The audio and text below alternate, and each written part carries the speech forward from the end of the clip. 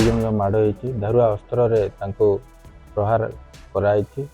ମୁଣ୍ଡର ପଛ କାନି ଦୁଇଥର ଆଘାତ କରାଯାଇଛି। ମୋ ବଡ଼ ଭାଇ ସୁରେଶ ଖରାକୁ ମାଡ଼ ହୋଇଛି ହାତରେ, କଟି ଯାଇଛି ପୁରା ଟିକେ ପାପୁଲରେ। ଦୁର୍ବୃତ୍ତଙ୍କ ଧାରୁଆ ଅସ୍ତ୍ରରେ ଶିକାର ହେଲେ ଚିତ୍ରକୋଣ୍ଡା ବ୍ଲକ ବିଜେପିର ପୂର୍ବତନ ମଣ୍ଡଳ ସଭାପତି ହେମନ୍ତ ସଗଡ଼ିଆ। ସୂଚନା ମୁତାବକ ଚିତ୍ରକୋଣ୍ଡା ପୂର୍ବତନ ସରପଞ୍ଚଙ୍କ ମା ମୃତ୍ୟୁବରଣ କରିଥିଲେ। ତେବେ ହେମନ୍ତଙ୍କ ସହ ତାଙ୍କ ସାଙ୍ଗ ମଶାଣୀକୁ ଯାଇଥିଲେ। ମଶାଣୀରୁ ଫେରିବା ସମୟରେ ଚିତ୍ରକୋଣ୍ଡାରେ ଥିବା ପେଟ୍ରୋଲ ପମ୍ପ ନିକଟରେ ଛିଡ଼ା ହୋଇଥିଲେ।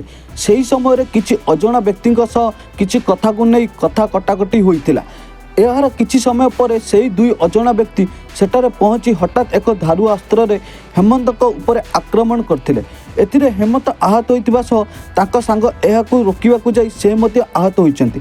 ତେବେ ଏ ସମ୍ବନ୍ଧରେ ଥାନାରେ ଏକ ମାମଲା ରୁଜୁ କରି ତଦନ୍ତ ଆରମ୍ଭ ହୋଇଛି। ଆହତ ଦୁଇ ଜଣ ଜିଲ୍ଲା ମୁଖ୍ୟ ଚିକିତ୍ସାଳୟରେ ଚିକିତ୍ସିତ ହେଉଛନ୍ତି।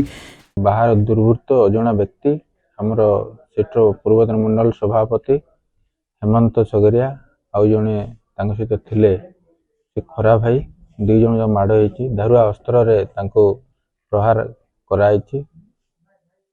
ମୁଣ୍ଡର ପଛ କାନି ଦୁଇଥର ଆଘାତ କରାଯାଇଛି, ଗଭୀର ଆଘାତ ହେଇଛି। ଆଉ ଯେଉଁ ଭାଇ ଥିଲେ ଖରା ଭାଇ ତାଙ୍କୁ ସପୋର୍ଟ ଦେଇଥିଲେ, ନହେଲେ ଆଉ ଟିକେ ମାଡ଼ ବେଶୀ ହେଇଥାନ୍ତା। ତାଙ୍କର ହାତର ଦୁଇଟା ଆଙ୍ଗୁଠି ଛିଣ୍ଡି ଯାଇଛି।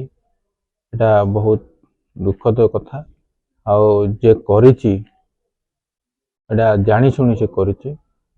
ଯେହେତୁ ଆନ୍ଧ୍ର ଭାଷାରେ କଥା ହେଉଥିଲେ ତ ଆମେ ସନ୍ଦେହ କରୁଛୁ ପଡ଼ୋଶୀ ରାଜ୍ୟର ଅଜଣା ବ୍ୟକ୍ତି କିଏ ଆସି ଏଇଟା କାଣ୍ଡ ଭିଆଇଛନ୍ତି। ମୋ ବଡ଼ ଭାଇ ସୁରେଶ ଖରାକୁ ମାଡ଼ ହୋଇଛି ହାତରେ, କଟି ଯାଇଛି ପୁରା ଟିକେ ପାପୁଲରେ। ଆଉ ହେମନ୍ତର ନା ତାଙ୍କୁ ବ୍ୟାକ୍ ସାଇଡ୍ ବେକରେ ଦୁଇ ଚୋଟ ଲାଗିଛି ବୋଲା କଥା। କାଟି ଫିଲହାଲ ତ ଠିକ୍ ଅଛନ୍ତି, ବାକି ଏବେ ଟିକେ ଠିକ୍ ଅଛନ୍ତି।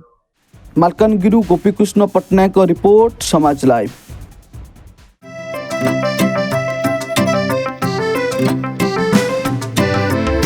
PSG चाहता है चलो कुछ ऐसा करेंगे,